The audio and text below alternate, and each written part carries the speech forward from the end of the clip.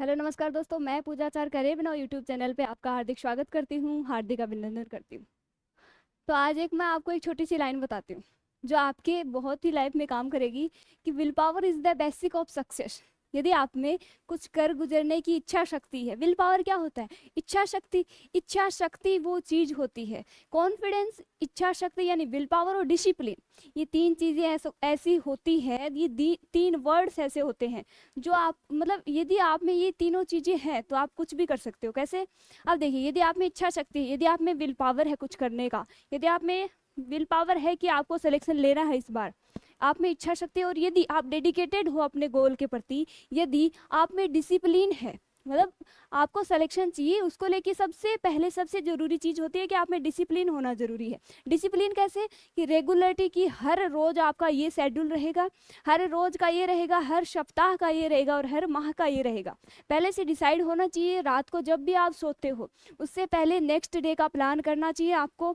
Next day आपको कैसे पढ़ना है, कितना क्या पढ़ना है, वो पहले से नोटबुक में आपको नोट करके सोना है, ताकि नेक्स्ट वाला दिन सुबह उठोगे तो आपका टाइम वेस्ट नहीं होगा। आपको वही प्रॉपर प्लान जो पिछले दिन आपने बनाया था वो फॉलो करना है। प्लान आपका ऐसा होना चाहिए कि आप उसको फॉलो कर सको। ज़्यादा लेंथी प्लान आपको नहीं बनाना है कि एक दिन में आप सारी किताब पढ़ लोगे, ऐसे नहीं करना है। आपको उतना ही प्लानिंग करनी है जितना कि आप पढ़ पाओ उसको अच्छे से। यदि देखिए, यदि आपका कल का बनाया हुआ जो प्लान था वो आपका सक्सेस हो गया, तो दूसरे दिन आपका दोबारा मन करेगा कि मैं आज भी अच्छे से प्लानिंग करके पढूं, अच्छे से अपना शेड्यूल बना के पढूं। रोज का आपका देखिए, पिछले दिन लास्ट वाले दिन जब भी सो उससे पहले एक बार के लिए ये देख लिया करो कि जो मैंने पिछले दिन प्लान किया था, जो मैंने पिछले दिन लिखा था कि ये टॉपिक मैं पढ़ूंगा, इनका मैं रिविजन करूंगा, इनकी मैं थ्योरी पढ़ूंगा। यानी कोई टॉपिक आपका थोड़ा सा वीक है तो उसकी थोड़ी सी थ्योरी पढ़िए, फिर उसके क्वेश्चन लगाइए। तो प्लानिंग करके पढ़ना है, ऐसे नहीं कि पढ़े जा रहे हो कुछ भी पढ़े जा रहे हो।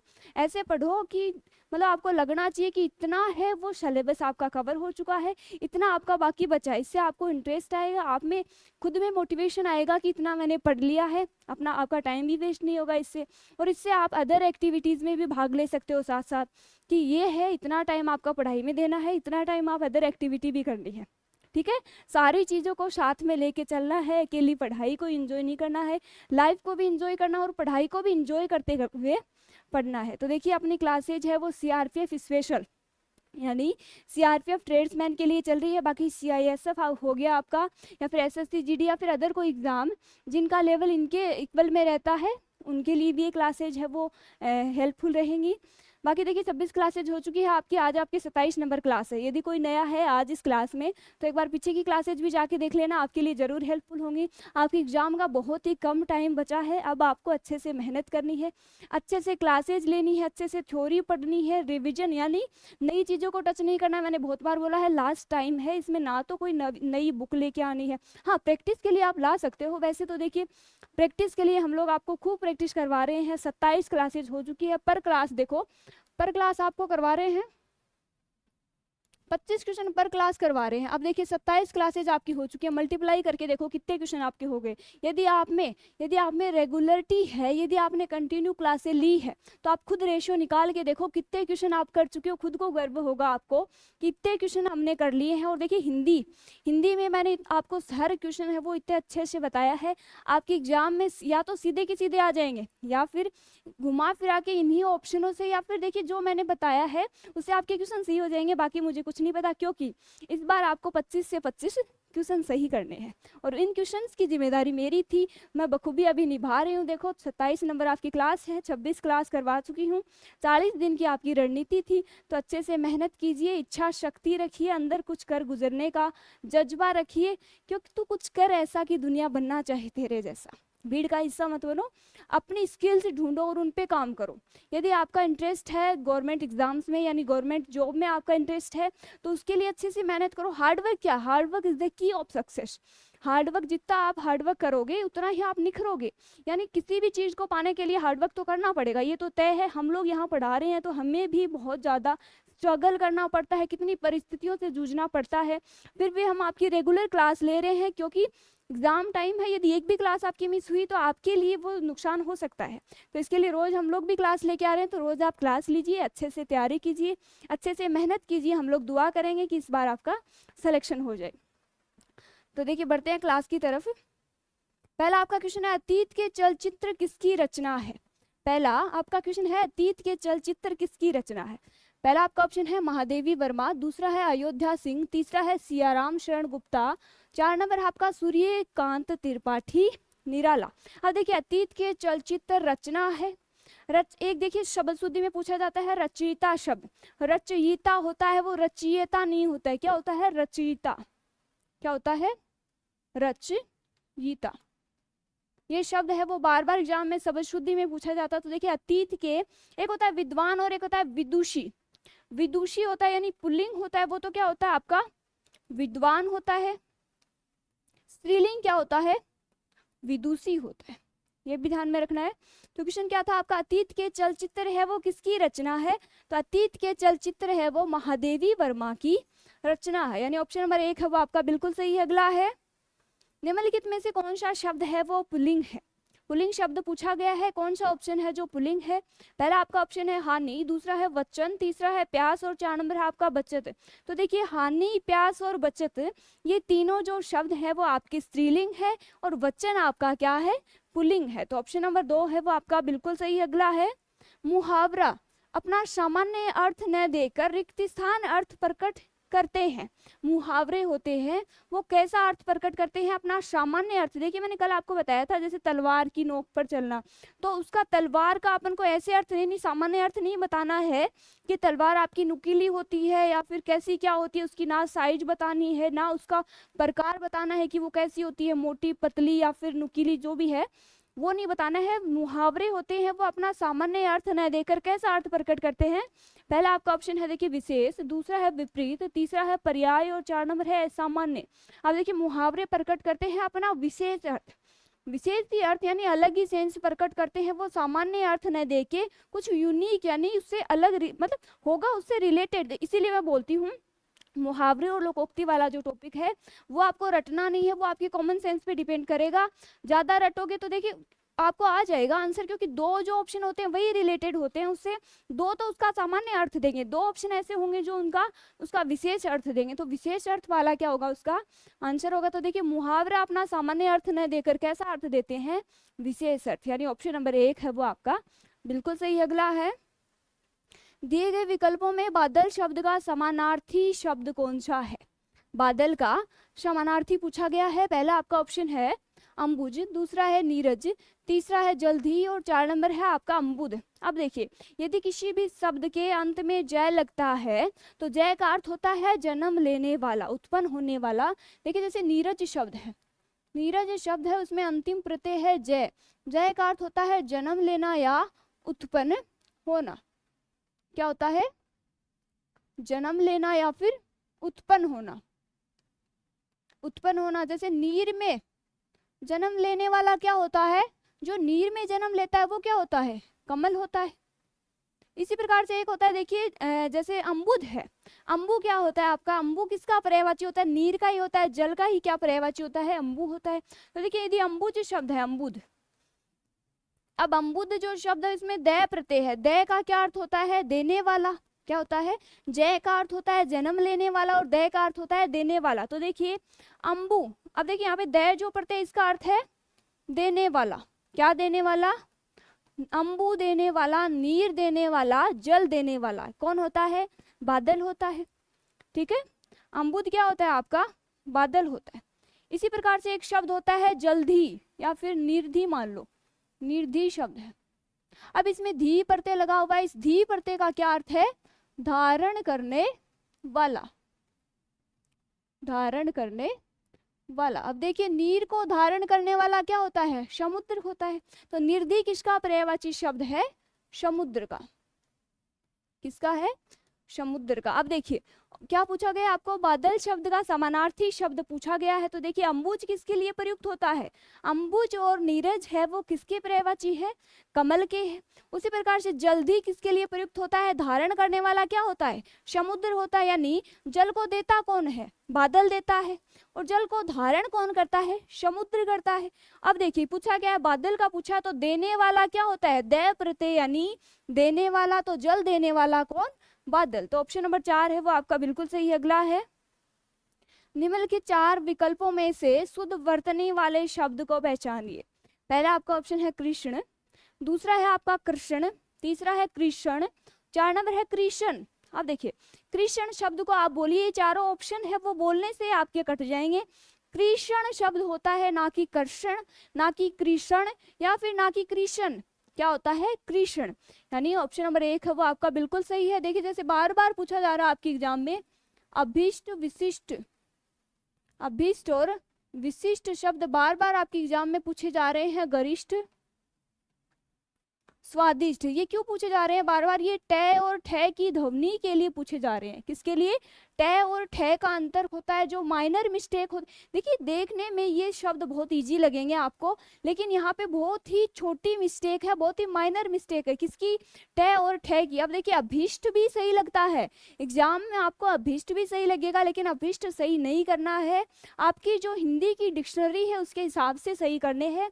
तो अभीष्ट होता है ना कि अभीष्ट होता है, विशिष्ट होता है, गरिष्ठ होता है और स्वादिष्ट होता है। तो ऑप्शन नंबर 1 है वो आपका बिल्कुल सही। अगला है निम्नलिखित शब्दों में से स्त्रीलिंग शब्द को पहचानिए। स्त्रीलिंग शब्द है वो कौन सा है? तो देखिए पहला आपका ऑप्शन है संसार, दूसरा है आपका गौरव, तीसरा है आपका समुदाय और 4 नंबर है आपका अश्विनी।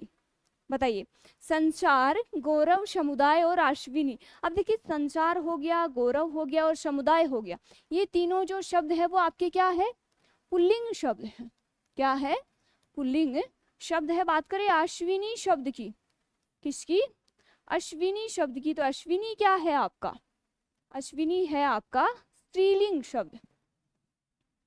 तो ध्यान में रखना है, संसार, गौरव और समुदाय ये क्या है? पुल्लिंग शब्द है, और अश्विनी क्या है आपका? स्त्रीलिंग शब्द है। तो ऑप्शन नंबर 4 है वो आपका बिल्कुल सही। अगला है शीत का विलोम होगा। शीत का विलोम शब्द पूछा गया है। पहला आपका ऑप्शन है ठंड, दूसरा है गीत, तीसरा है कृष्ण और 4 नंबर है आपका उष्ण। अब देखिए शीत क्या होता है? ठंड होती है, और उष्ण क्या होता है? गर्म होता है। तो शीत का विलोम पूछा है ना कि पर्यायवाची पूछा है, तो शीत का विलोम क्या होगा? उष्ण होगा। जैसे शुक्ल पक्ष और कृष्ण पक्ष होते हैं, तो कृष्ण का क्या होगा? शुक्ल होगा। ठंड का क्या होगा? गर्मी होगा, गर्म होगा। अब देखिए जैसे तृष्णा है, तृष्णा का क्या होता है? तृप्ति होता है। क्या होता है? तृप्ति होता है। उसी प्रकार से देखिए जड़ है, जड़ का क्या होता है? चेतन होता है। ठीक है। एक होता है आपका उन्मुख, उन्मुख का क्या होता है? विमुख होता है। बार बार एग्जाम में पूछे जाने वाले शब्द है। सदाचार का क्या होता है? कदाचार होता है। उसी प्रकार से अज्ञ और अभिज्ञ, इनमें बार बार मैं बताती हूँ, बहुत बार एग्जाम में पूछे जाते हैं। अज्ञ का तो आपका विज्ञ होता है, और अभिज्ञ जो होता है उसका क्या होता है? अनभिज्ञ होता है। अभिज्ञ का क्या होता है? अनभिज्ञ। इसके अलावा जैसे और वर्ड की बात करें, जैसे अंतरंग का आपका बहिरंग होता है, उपतेका का आपका अधितेका होता है, उत्कृष्ट का निकृष्ट होता है। उसी प्रकार से अज्ञ, विज्ञ, अभिज्ञ, अनभिज्ञ ये आपके क्या है? विलोम शब्द है। जैसे तेजस्वी का आपका निस्तेज होता है, शाश्वत का आपका नश्वर होता है। ठीक है। जैसे शाश्वत का पर्यायवाची तो होता है चिरंतन, लेकिन विलोम क्या होता है? नश्वर होता है। ध्यान में रखना है। तो शीत का क्या होगा? उष्ण होगा। ऑप्शन नंबर 4 है वो आपका बिल्कुल सही। अगला है मैंने मेरे को सुधार लिया है। वाक्य दिया गया है, वाक्य में अशुद्धि पूछी गई है। मैंने मेरे को सुधार लिया है, वाक्य में कैसी अशुद्धि है? तो पहला आपका ऑप्शन है कारक, दूसरा है सर्वनाम, तीसरा है लिंग और 4 नंबर है आपका वचन। तो देखिए मैंने मेरे को सुधार लिया है, किसकी बात हो रही है यहाँ पे? आप बताइए। सर्वनाम होते क्या है? जो संज्ञा या सर्वनाम के लिए प्रयुक्त होने वाले शब्द क्या होते हैं? आपके सर्वनाम होते हैं। अब सर्वनाम है तो देखिए मैंने मेरे को सुधार लिया है, सुधर नहीं सुधार, मैंने को सुधार लिया है मेरे को। तो देखिए किसकी बात हो रही है यहाँ पे? खुद की बात हो रही है, यानी किसकी? स्वयं की बात हो रही है। तो यहाँ पे सर्वनाम की बात करें तो निजवाचक सर्वनाम, लेकिन मैंने मेरे को सुधार लिया नहीं, मैंने स्वयं को क्या है? सुधार लिया है। तो यहाँ पे कैसी अशुद्धि है? सर्वनाम संबंधी अशुद्धि है। तो ऑप्शन नंबर 2 है वो आपका बिल्कुल सही। अगला है लोकोक्तियां का सामान्य अर्थ क्या होता है? लोकोक्तियों का सामान्य अर्थ क्या होता है? पहला आपका ऑप्शन है लोक की उक्ति, दूसरा है लोक की बातें, तीसरा है लोगों के लेख और 4 नंबर है अच्छी बातें। अब देखिए लोकोक्ति होता है, उसका सामान्य अर्थ पूछा गया है।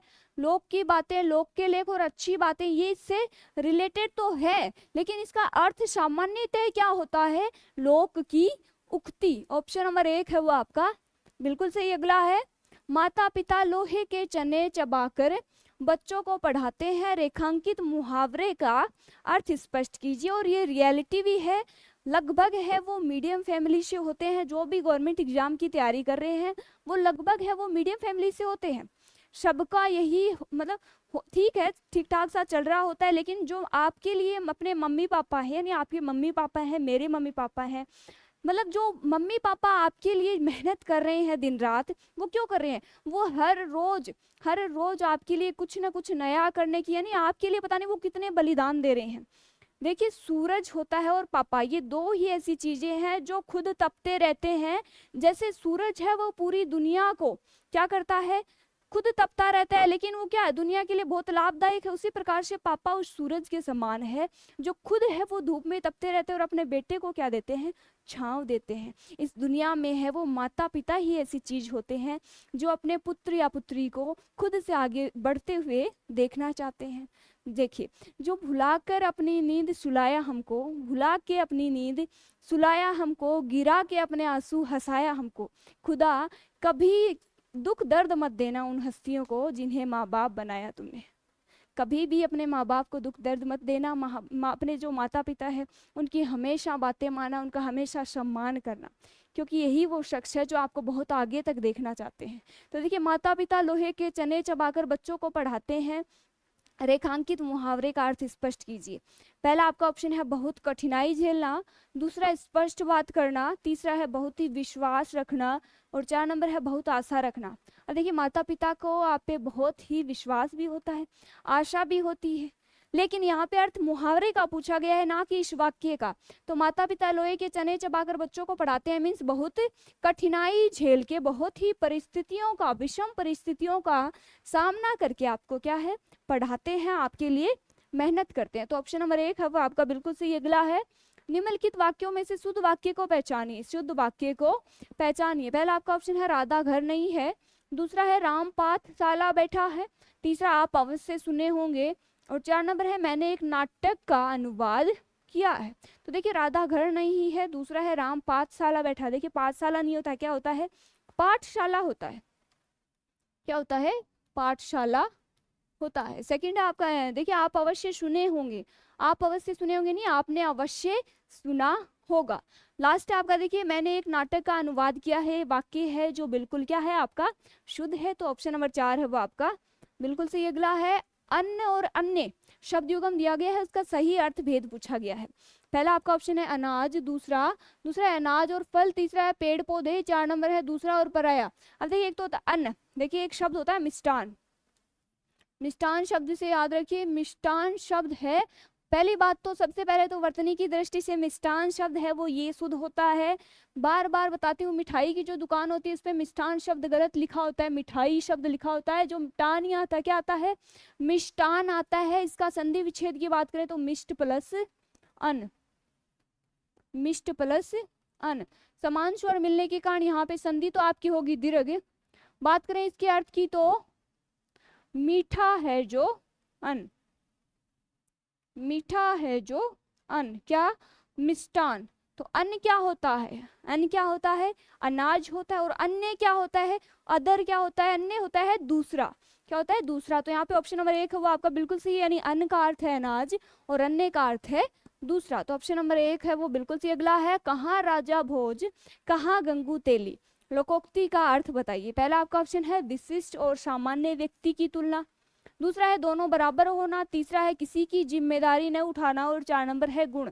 अब देखिए कहाँ राजा भोज और कहाँ गंगू तेली, यानी कहाँ राजा भोज और कहाँ गंगू तेली। राजा का पद ऊंचा होता है, गंगू तेली क्या था? निम्नतम था, यानी क्या था? अंतेज था। जो निम्न यानी कुल में जन्म लेता है उसे क्या कहते हैं? अंतेज कहते हैं, शूद्र कहते हैं। क्या कहते हैं? अंतेज। ये भी ध्यान में रखना। वाक्यांश के लिए एक शब्द में पूछा जाता है, जिसने निम्न कुल में जन्म लिया हो उसे क्या कहते हैं? अंत्यज कहते हैं, शूद्र कहते हैं। तो कहाँ राजा भोज, कहाँ गंगू तेली, यानी विशिष्ट और सामान्य व्यक्ति की तुलना करना। ऑप्शन नंबर 1 है वो आपका बिल्कुल सही। अगला है, निम्नलिखित प्रश्न में 4 विकल्पों में से उस विकल्प का चयन कीजिए जो दिए गए शब्द का सही स्त्रीलिंग वाला विकल्प है। तो हंस शब्द दिया गया है, उसका स्त्रीलिंग आपको पूछा गया है। तो पहला आपका ऑप्शन है हंसिनी, दूसरा है हंसिनी, तीसरा है हंसी और 4 नंबर है हंसिया। अब देखिए हंस शब्द के ये क्या है? पुल्लिंग है, इसका क्या पूछा गया है? स्त्रीलिंग पूछा गया है। तो हंस का स्त्रीलिंग क्या होगा? हंसिनी। देखिए इसमें, और देखिए ये ऑप्शन है 2 तो वैसे कट जाएंगे। अब देखिए हंसिनी और हंसिनी बचा। बात इसकी डिफरेंस किसमें? एक छोटी सी मात्रा में है। तो आपको मात्रा ध्यान में रखनी है कि हंसिनी जो शब्द है उसमें सी क्या आता है? छोटा आता है, और नी क्या आता है? बड़ा आता है। जैसे देखिए कुमुदिनी शब्द है, कुमुदिनी जो शब्द है उसमें कु, मु और दी आपके छोटे आते हैं, लेकिन नी क्या आता है? बड़ा आता है। उसी प्रकार से देखिए नूपुर शब्द की बात करें, नूपुर शब्द में नू बड़ा आता है, पू क्या आता है? छोटा आता है। इसी प्रकार से मुहूर्त शब्द है, मुहूर्त में मुंह आपका छोटा आता है और हु क्या आता है? बड़ा आता है। ये ऐसे जो ये वर्ड है ये बार बार एग्जाम में पूछे जाते हैं। क्यों? क्योंकि इजी होते हैं, अपन को इजी लगते हैं, लेकिन बहुत बार अपन मिस्टेक कर देते हैं इसमें। लेकिन जैसे एक उज्ज्वल वाला बहुत बार पूछा जाता है, प्रोज्वल शब्द है, अपन को उज्ज्वल शब्द सही लिखना आता है, लेकिन अपन कैसे लिखते हैं? देखिए प्रोज्वल कौन सा विकल्प सही करके आते हैं? ये सही करके आते हैं, उसमें ये गलत होता है थोड़ा सा। यदि आपने ध्यान से नहीं पढ़ा क्वेश्चन तो आपका 2 नंबर या 1 नंबर ऐसे कट सकते हैं। बहुत इजी है, फिर भी आप गलत करके आओगे। क्यों? ये प्रोज्वल शब्द में यदि आपको उज्ज्वल शब्द लिखना आ रहा है तो प्रोज्वल तो अपने आप सही हो जाएगा, क्योंकि प्रोज्वल शब्द में उज्ज्वल क्या है? आपका मूल शब्द है, और प्रय क्या है? उपसर्ग है। तो प्रय प्लस उज्ज्वल, प्रोज्वल, संधि, गुण संधि। ठीक है, तो यहाँ पे ऑप्शन नंबर 1 है वो आपका बिल्कुल सही। अगला है, निम्नलिखित में से शुद्ध वाक्य बताइए। पहला आपका ऑप्शन है कृष्णा, कृष्णा जी के अनेकों नाम है। दूसरा है पुस्तक बहुत ही उपयोगी होती है। तीसरा है भोज, शोभना बहुत मीठी गाती है। और 4 नंबर है, मीठी नहीं मीठा गाती है, मैं अभ्यास कर रहा हूँ। अब देखिए पहला आपका ऑप्शन उठाइए, पुस्तक बहुत ही उपयोगी होती है, बिल्कुल सही है। शोभना बहुत मीठा गाती है, ये भी सही है। एक देखिए गीत की लड़ियां नहीं होती है, ये भी ध्यान में रखना है। जो गीत होते हैं, गीत जो गाते हैं, बहुत बार वाक्य पूछे जाते हैं, उनकी लड़ियां नहीं होती है। गीत की क्या नहीं होती है? लड़ियां नहीं होती है। गीत की क्या होती है? कड़ियां होती है। जैसे लता जी ने गीत की 2-4 लड़ियां गाई या फिर कड़ियां गाई, तो लता जी ने गीत की 2-4 कड़ियां गाई। ये वाक्य क्या है? आपका शुद्ध है। तो यहाँ पे देखिए कृष्णा जी के अनेकों नाम है, अनेक शब्द है, वो खुद पुल्लिंग है, उसको को लगाने की कोई आवश्यकता नहीं है। तो यहाँ पे अनेकों शब्द में क्या है? आपकी अशुद्धि है, क्योंकि अनेक है वो भी क्या है? आपका प्लूरल शब्द है। तो कृष्णा जी के अनेक नाम है, ऑप्शन नंबर 1 है वो आपका बिल्कुल सही। अगला है, वृषभानुजा किस शब्द का समानार्थी शब्द है? वृषभानुजा किस शब्द का समानार्थी शब्द है? पहला आपका ऑप्शन है सीता, जानकी, राधा और पार्वती। पार्वती, माँ पार्वती। तो देखिए वृषभानुजा किसका समानार्थी है? श्री राधा का। जैसे श्री गणेश है, श्री गणेश का विलोम पूछे तो क्या होता है? इतिश्री होता है। श्री गणेश आरंभ और इतिश्री अंत होता है। तो यहाँ पे वृषभानुजा किसका अनेक समानार्थी है? राधा का। तो ऑप्शन नंबर 3 है वो आपका बिल्कुल सही। अगला है, निम्नलिखित में से कौन सा शब्द है वो सही संधि विच्छेद? कौन सा शब्द सही संधि विच्छेद है? तो पहला आपका ऑप्शन है उप प्लस इंद्र, दूसरा है देव प्लस ईश, तीसरा चंद्र प्लस उदय, और 4 नंबर है आपका ये सभी। तो देखिए उप प्लस इंद्र शब्द की बात करें तो बनने वाला शब्द होता है आपका उपेंद्र। क्या होता है? उपेंद्र। यहाँ पे ए प्लस ई मिलके क्या बन रहा है? ए बन रहा है। क्या बन रहा है? ए। अब देखिए एक मात्रा से टूटने वाला शब्द है, मैंने बार बार बताया कोई शब्द है वो एक मात्रा से टूटता है तो संधि कौन सी होती है? उसमें गुण संधि होती है। सेकंड आपका देव प्लस ईश क्या होता है? देवीस। क्या होता है? ए प्लस ई ए, वही देवेश हो जाएगा। वही संधि कौन सी? एक मात्रा से टूटने के कारण गुण संधि हो जाएगी। अगला है आपका चंद्र प्लस उदय, ए प्लस उ मिलके क्या बनेंगे? ओ बनेंगे। तो चंद्र प्लस उदय बराबर चंद्रोदय। क्या बनेगा? चंद्रोदय शब्द बनेगा। वही बात है, एक मात्रा से टूटा मीन्स गुण संधि। अब लास्ट क्या है? ये सभी। तो तीनों जो ऑप्शन है वो आपके बिल्कुल सही है, क्योंकि 2 या 2 से अधिक वर्णों के मेल से जो विकार उत्पन्न होता है उसे अपन संधि कहते हैं, और जैसा भी परिवर्तन होता है वो क्या होता है? आपका संधि का नाम होता है। तो यहाँ पे जो 3 एग्जाम्पल दिए गए उनमें परिवर्तन किसके स्थान पे हुआ? स्वर के स्थान पे हुआ। बात करें संधि की तो स्वर संधि, लेकिन स्वर संधि के भी तो 5 पार्ट है ना। देखिए संधि के आपके 3 पार्ट है, लेकिन स्वर संधि के 5 है। स्वर संधि के अलग अलग 5 भेद है। जिस भी वर्ड में जो भी वर्ड है वो एक मात्रा से टूटता है मीन्स गुण संधि, यदि यवर ऐसे टूटता है तो यण संधि, और यदि वृद्धि हो रही है शब्दों में वृद्धि संधि, यदि समान स्वर मिल रहे हैं तो दीर्घ संधि, और यदि कोई शब्द है वो अय आय अब और आव से टूटता है तो वहां पे आपकी अयादि संधि हो जाएगी। और ये सभी मिलके क्या है? स्वर संधि के उपभेद है। तो यहाँ पे क्या पूछा, कौन सा संधि शब्द है सही है? तो यहाँ पे चारों संधि शब्द है वो बिल्कुल सही है। अगला है नारी प्लस उचित का सही संधि विच्छेद है। नारी प्लस उचित शब्द दिया गया है, आपका खंडन दिया गया है, उसका मंडन करना है आपको। पहला आपका ऑप्शन है नारुचित, दूसरा है नारियोचित, तीसरा है नारोचित, और 4 नंबर है आपका नारीचित। तो देखिए ई प्लस ओ मिलके क्या हो रहा है? ओ हो रहा है, यानी नारियोचित क्या हो रहा है? ये हो रहा है, सॉरी।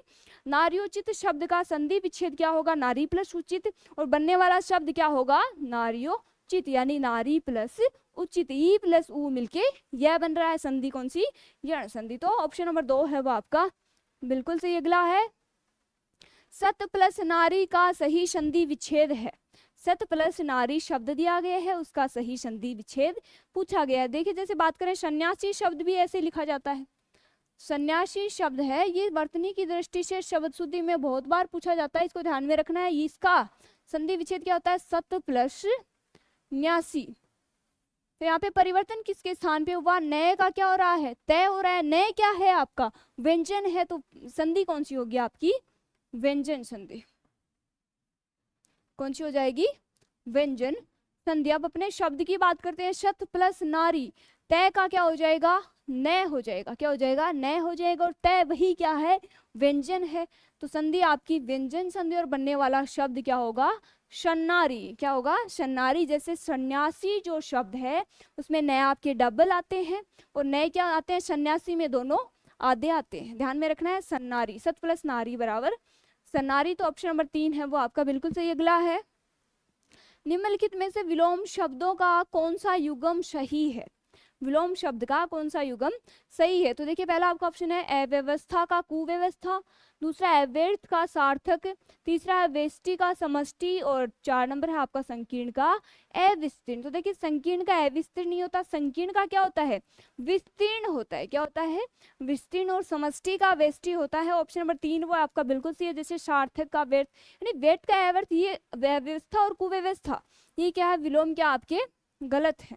तो समष्टि का वेष्टि का क्या होता है? समष्टि, और समष्टि का वेष्टि। ऑप्शन नंबर 3 है वो आपका बिल्कुल सही। अगला है पतित शब्द किसका पर्यायवाची शब्द है? पतित है वो किसका पर्यायवाची शब्द है? तो पहला आपका ऑप्शन है अधर्म, अधर्मी, अत्याचार, और इनमें से कोई नहीं। तो पतित जो शब्द है उसका पर्यायवाची होता है अधर्मी। तो ऑप्शन नंबर 2 है वो आपका बिल्कुल सही। अगला है निम्नलिखित में से ढुलमुल जो शब्द दिया गया है उसका विलोम पूछा गया है। पहला आपका ऑप्शन है त्याज्य, दूसरा है गृहीत, तीसरा चंचल, और 4 नंबर है आपका दृढ़। अब देखिए ढुलमुल का विलोम क्या होता है? दृढ़ होता है। क्या होता है? दृढ़। ऑप्शन नंबर 4 है वो आपका बिल्कुल सही। अगला है स्थिर शब्द किसका पर्यायवाची शब्द है? स्थिर है वो किसका पर्यायवाची शब्द है?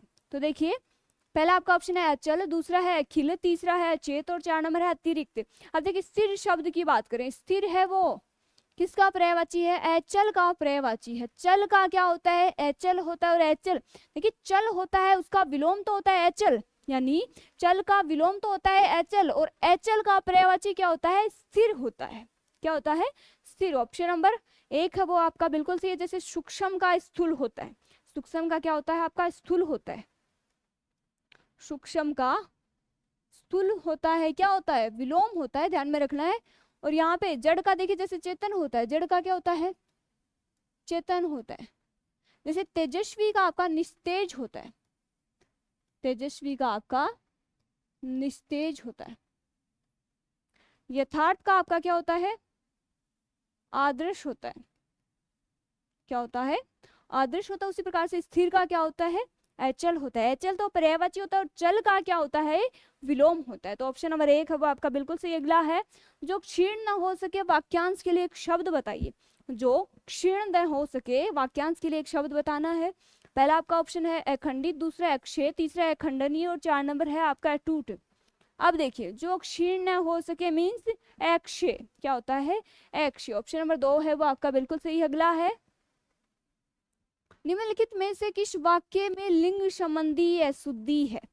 लिंग संबंधी अशुद्धि पूछी गई है। पहला आपका ऑप्शन है मेरे मित्र की पत्नी विदुषी है। अगला है गंगा पतित पावनी नदी है। नेक्स्ट है आपका रामायण हमारी भक्ति ग्रंथ है। तीसरा है वह अपनी धुन में जा रहा है। अब देखिए मेरे मित्र की पत्नी विदुषी है, पुल्लिंग क्या होता है विद्वान होता है, और स्त्रीलिंग में क्या होता है विदुषी होती है। तो ये आपका वाक्य बिल्कुल सही। अगला है गंगा पतित की पावनी नदी है, ये भी आपका सही है। नेक्स्ट है आपका रामायण हमारी भक्ति ग्रंथ है। रामायण क्या है, एक क्या है ग्रंथ है।